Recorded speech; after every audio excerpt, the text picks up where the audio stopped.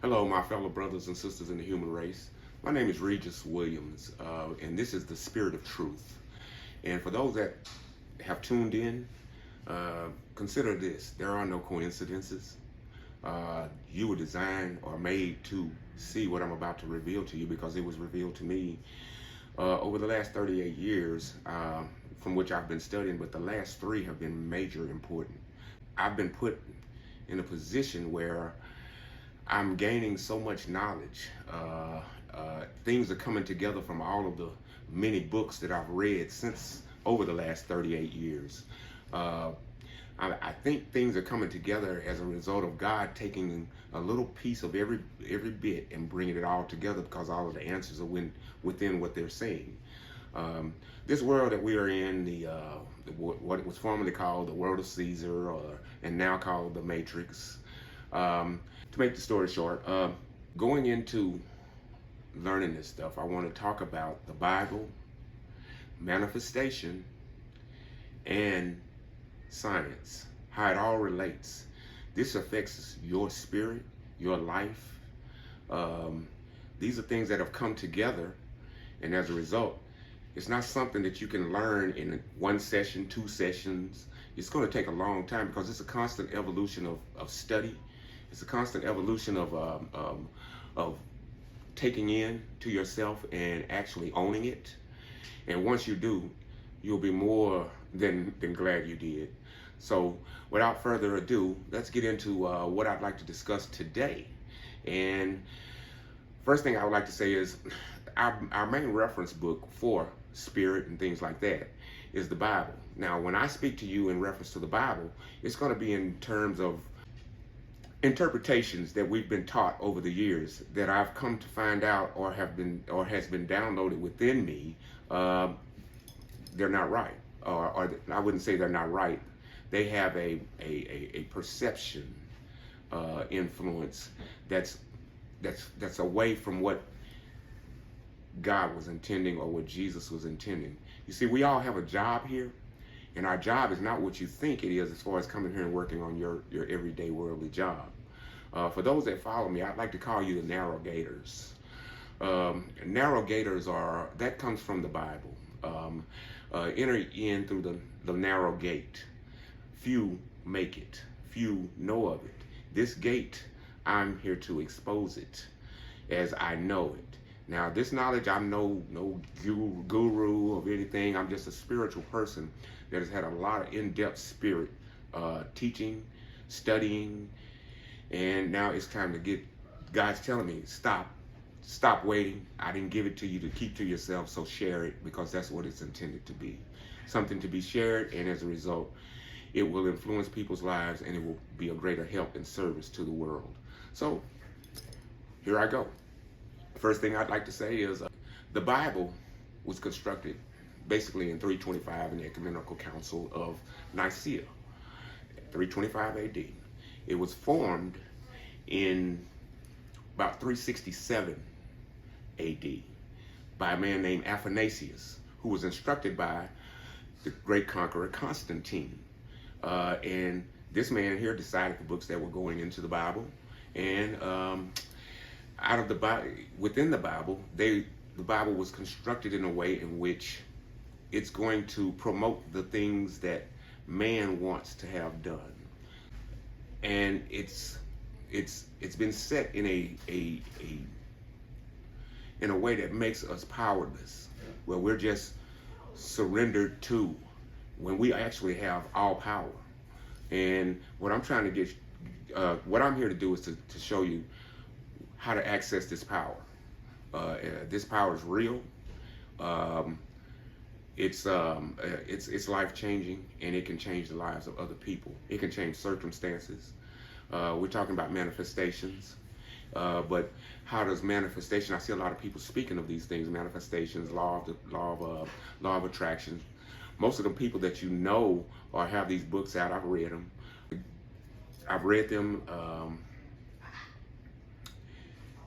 They have very good points. But the issue is, none of them are telling you where this stuff comes from. And you need to know where it comes from before you start following it. You know, I say that because we are born and we're raised up in this world and we're saying follow the Bible, and nobody knows where it came from. Or if you ask them where it came from, they can't really tell you. Well, I did the study and found out where it came from, what man put it together and everything, and what was the orchestration for what he was trying to do, which is to gain control over the world. So in this process, it was hard to do, because when Jesus showed up, it was in the minds of people, and he couldn't get it out of their minds. It was who they are, because they saw these things happening. So it was more like, if I can't beat them, join them things. So he created a Bible, and he brought the Bible is made up of many different religions, I would say.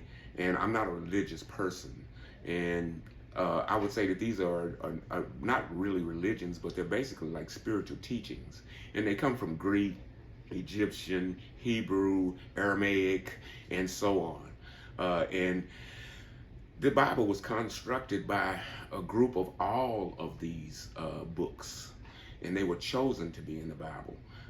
Actually, the Bible had more than 66 books. 14 were taken out of the Bible by Martin Luther. Now, the concepts that we have of Jesus, we don't really know Jesus before he was 12 years old, because nothing we are taught tells us anything about Jesus. It's as if Jesus became 12 and he lived his life, and then he came into his consciousness of who he is, when that's not correct. The correct way is Jesus knew who he was when he was born and when he was put here. His mom, Mary. If you really want to know something about somebody, or if I wanted to know something about you, what I could do is I could ask one of your closest family members that you were raised under, your mom or your dad, and they would tell me a lot about you. Well, same situation with Jesus. Mary has a book out, but it was taken from the Bible, or never allowed into the Bible. Joseph has a book.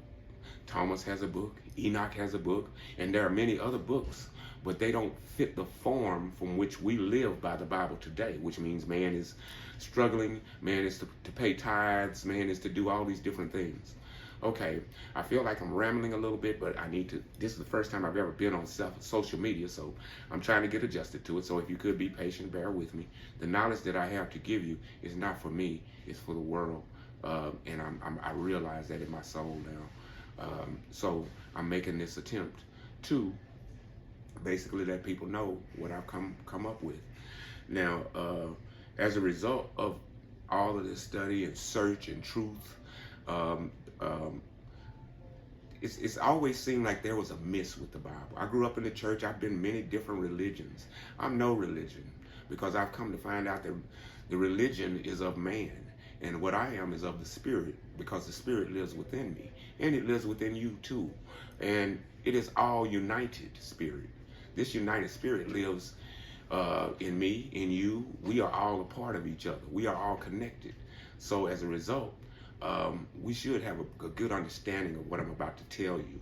To start out, we'll go with, in the Bible, God says his name is I am that I am. Now let's remember that, okay? Because that's very important. Amongst some of the studies that I've gone through, I found that I am is super important for manifesting, because I am is everything. Being that I am is everything, I am is also relayed the message to me from inside that this is bigger than me. It's not about me, and I'm just going to tell it. And please accept it or don't accept it, but it's the truth, and it can be backed up and proven, which others can't do, and a lot of religion can't approve what I'm saying. So the first topic I would like to speak about is the Spirit. And we'll move from the Spirit to manifestation, and from manifestation to science. Now, the most important parts is going to be the Spirit and the manifestation.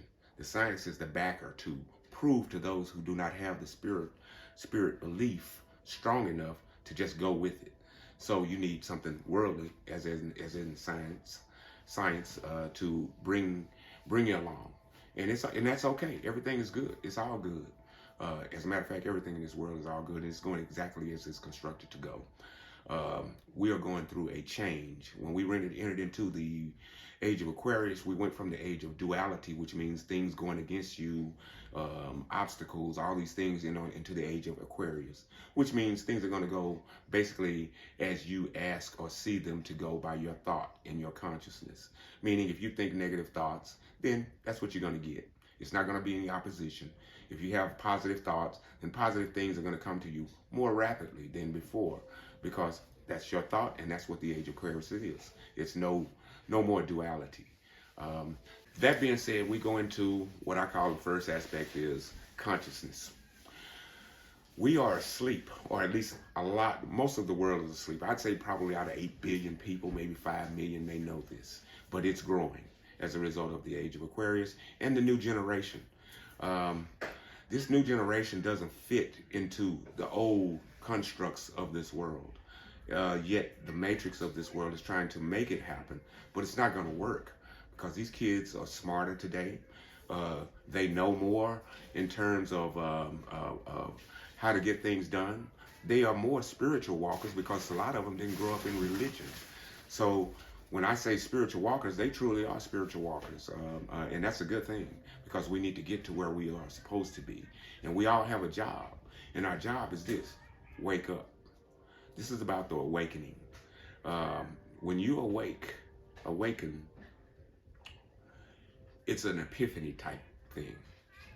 And as a result, you're going to notice that you're going to get knowledges that you had no way of knowing this stuff unless God put it in you. So as a result, we're coming into a time where you're going to be, you are able and have been able, but it's been hard in the age of duality. But now it's going to be a lot easier.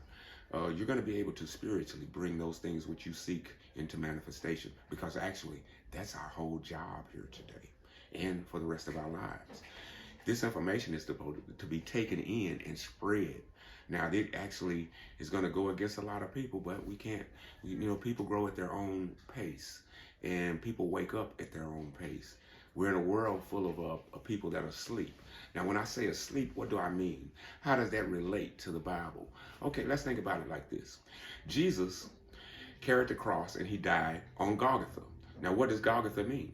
Golgotha is the place from which the cross was put and Jesus was hung on the cross.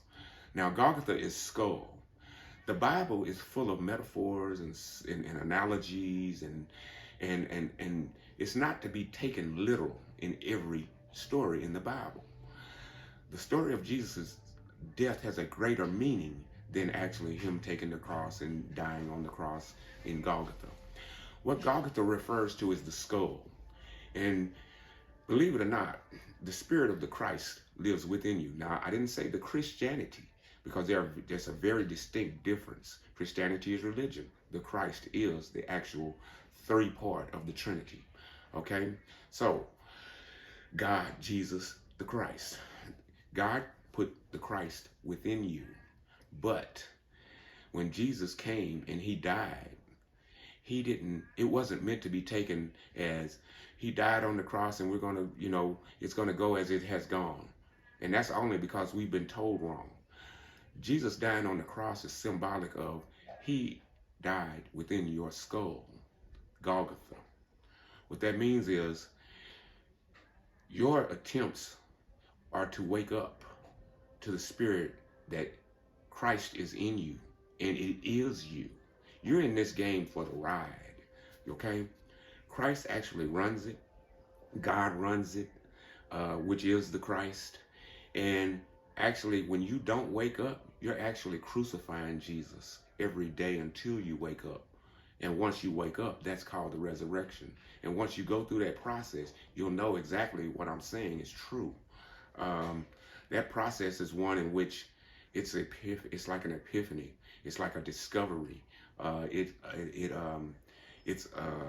It's knowledge that comes to you and enlightens you, and you start to see things a lot different than you formerly did. What I mean is you become aware of things you weren't aware of before. You become enlightened in terms of You can do things that you once probably could do but didn't know how to do, because the Christ has always been with us, but we have to wake the Christ up within us. And how do you do that?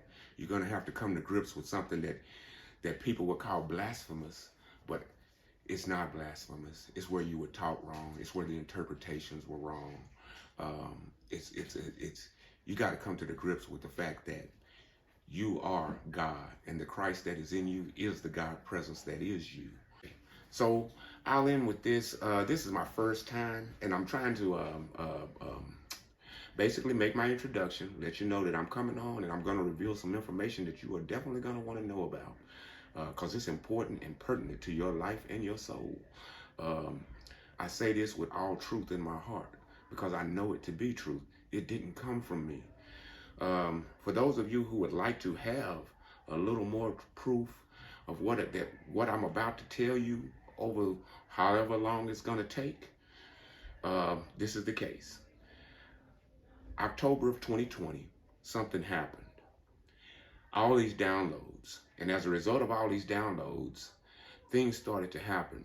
And for those of you who might want to say, okay, well, show us something, or or don't show us anything. But the point is, I want to show you at least what I have received, and it's kind of like a confirmation for me. But right here, there is a cross indented that has come into my forehead, and it's I think it's symbolic of what's coming to me, because there's no reason for this cross to appear in my forehead, kind of like in my third eye. Now, I'm very proficient in my third eye visualizations and my subconscious and conscious, and my gut feelings of nourishing my conscious and subconscious. But I want you to know that what I'm about to tell you is true. I have no reason to lie to you. I love you as my fellow human beings, because we are all connected. I shouldn't want to give you any harm, because the result will be that it harms me. Because we are all connected. That what you do to another, you do to yourself. And as a result, it's going to come to be that. So I'll close out this session. In my next session, I'm going to go into a whole lot of things. You might want to write some of this stuff down, because you're going to find that you're going to be able to do some things and change some people as a result of these knowledges. Or if not change them, at least guide them in a direction, or at least give them the option. And that's what we want to do. We just want to give them the option. It's up to you to decide. But in the end, I'll say the next episode, I will explain to you about, let's just say, it's so many topics that I'm going to have to give you. I'd like to start out with, we started out with Jesus and you waking up. I'd like to continue on that one. I'd like to also move on to get into karma versus divine consciousness. You're going to want to know about this. You actually have control on what comes around or what's going to go around. So you guys enjoy. Be blessed. Realize that we are all one in the spirit, and the spirit is all present. It is everything that exists. So let's come together and hear what I got to say, because it's not actually me speaking.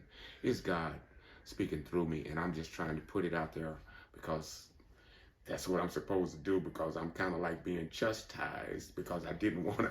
I've been nervous, or the media thing. I grew up under a civil rights leader, and I've been around the media and all that stuff a lot. So it wasn't something that I crave. Okay, so doing this is something like, it's really taking a step for me, because I went into a whole different area, and now I got to come all the way back full circle back to a public media type situation. But it's for the right reason, and I have no qualms about anything that I need to say or do. And I just want you to know, be blessed. I've got something you really do need, and you're gonna love it. It's beautiful. It is absolutely beautiful. And when you find out who you are, and your control and your power and how you're to use it, you're going to know God. God did this. God did this. I am the universe. He did this. This. I didn't do this. He did that. If you want to zoom in and you'll see it. Um, but outside of that, I'll say until next time, um, walk in the Spirit. My narrow gators.